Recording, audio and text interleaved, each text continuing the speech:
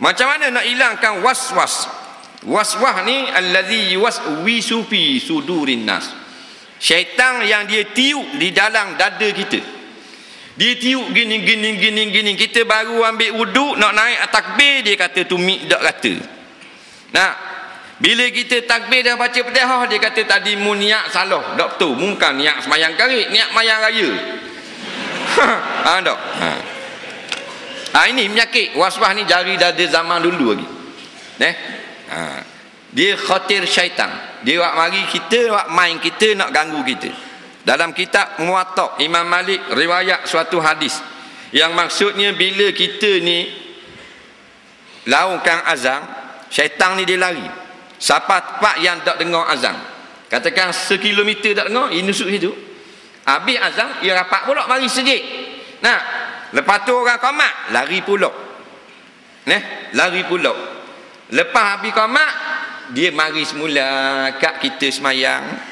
Dia kata ya pulang ibnu pulang. Dia panggil kita. Tahu nama kita? Tak. Uzkur kaza wa kaza. Mu ingat tak benda ni. Tu jenis gitu ada tak?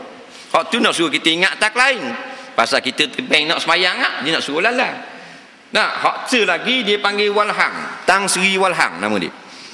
Tugas dia kalau kita ambil wuduk, dia duduk dekat kepala baik. Kalau kita pergi kalah atau kalah, duduk tengok angok. Dia atas kalah 5 ekor. Kita pergi kalah, dia pun cuit. Mari. Faham? Kita pun ambil wuduk, dia pun jolok. Tak seretak tu, mana ada muqaranah tau. Basuh muka dengan air tak sama bawah. Kita pun semula masuk muka. Astagfirullah. Lalah orang tayak awal, kita dah habis. Berceruk habis baju ni. Nah, itulah diperdayakan oleh syaitan. Jawabnya, kat mana dia kacau kita? Kat basuh muka. Baik, basuh muka. Letak air di muka, lepas tu niat dalam hati mengambil wuduk. Faham? Lepas tu perata air. Dia pun mari. Dia kata tak rata air. Kita kata belum limau. Kata tak rata apa sakok hidung mu. Faham? Jawab gitu. Tak percaya tu Faham tak? Kita takbir, kita semayang, kita apa, dia kata dia baca Fatihah hagilah tak betul ke, kita tidak. Nah, kita baca Fatihah, dia kata tak betul di Fatihah dalam rokok. Fatihah mula, tak betul. Dah selayang. Kita kata aku nak buat doktor pula learning. Lama dah buat betul, learning aku nak start buat doktor pula. Bang, jawab gitu memang semua lagi bodoh. Yang jadi payah nak berubat, dia suruh kita buat, kita buat. Baru nak naik lakah dalam sejik, orang qamat, tumik tu, dak kata. Mula. Takbir kita, dak masuk. Nampak? Dak seretak bah. Hamzah dengan niat dak seretak bah. Nampak? Allahu Akbar. Ra lebih ra. Dia dak seretak. Dia nak amaliyah urfiyah. Faham tak? Sudah hijrah lah kita. Gak orang astagfirullahalazim. Kul a'udzu birabbin nas, malikin nas. Syaitan bodoh. Bang bodoh. Nah, ini semua bodoh lagi. Takbir Allah, aku semayang pada maghrib. Tak boleh juga, ganggu juga, kritikal dah kita. Maka ulama mazhab Syafi'i kata, niat sebelum takbir sedikit, dimaaf pada syarak. Al-umuru iza dhaqat itasa'at. Al-umuru iza dhaqat itasa'at. Imam Syafi'i kata diri, perkara-perkara pekerjaan-pekerjaan itu bila dah sepik sangat, terkepit dah kita, itasa'at, dilonggarkan sedikit. Maka longgarnya masa kita belum takbir tu, aku semayang fardu maghrib.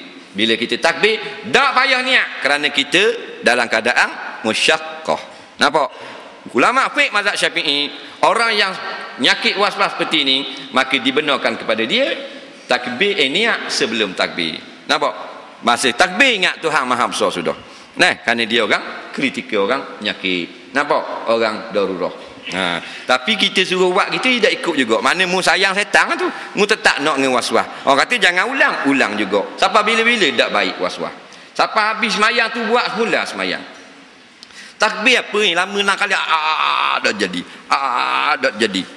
Tengok Cina nyembah ada tak waswas? Cina nyembah ada waswas? Ada. Ada. Molek lagi. Bau. Mari belakang. Bau. Tu padahal tak bekong. Kita sembah Allah. tak jadi, astagfirullah. Macam nak tubik roh, nak tendang saka pula hilang. Nak bodoh. Tak tengok Cina nyembah. Dan ni ada wasbah ada Cina apek nyembah wasbah. Pagi-pagi kai buka kedai, kai pasar garu, kai sembah kan 3 kali. Nampak? Tak jadi semula.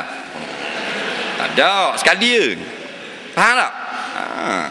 Malu Cina.